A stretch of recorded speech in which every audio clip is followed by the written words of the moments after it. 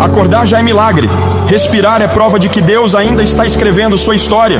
Por isso a palavra nos lembra: este é o dia que o Senhor fez.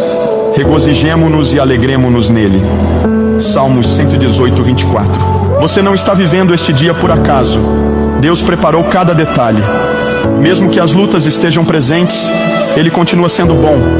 A alegria do cristão não depende das circunstâncias, mas da certeza de que Deus está no comando. Cada manhã é uma nova chance, uma nova página em branco para confiar, perdoar, recomeçar.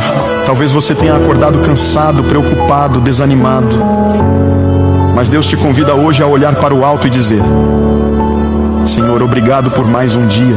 Não desperdice este dia com medo ou reclamações. Viva com gratidão. Alegre-se mesmo em meio à batalha. Deus está contigo, e isso já é motivo suficiente para sorrir. Este é o dia que o Senhor fez. Viva, confie e se alegre nele.